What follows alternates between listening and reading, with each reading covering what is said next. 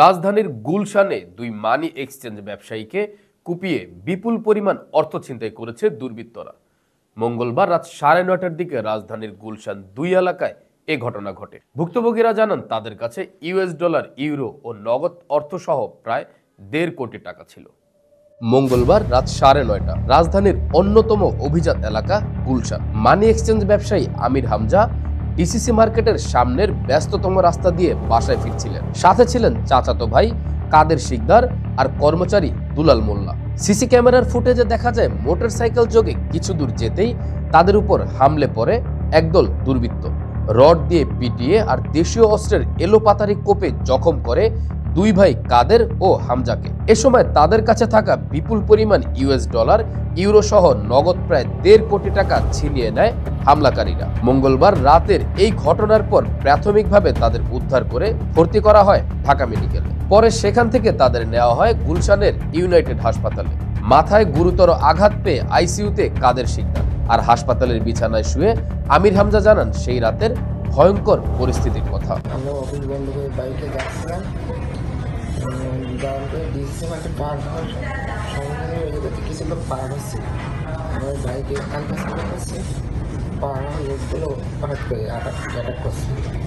পরিবারের সদস্যদের অভিযোগ পূর্বশত্রুতার জেরেই ঘটেছে এমন ঘটনা। দাবি করেন দ্রুতই যেন দোষীদের নিয়ে আসা হয় শাস্তির আওতায়। কাছে বিভিন্ন দেশীয় অস্ত্র দিয়ে আঘাত করে, আঘাতে সেখানে তারা মাটিতে লুটে পড়ে, দুইজনই লুটে পড়ে, বিভিন্ন জায়গায় জখম আঘাত। ও ইয়াসিন বড় ডাকাত, আগে একবার আমার ছেলে দিয়ে বাড়ি ফেলতে গেছিল, তা গোপাল গজে লেগে গেছিল, আত্মীয়ারি নাই।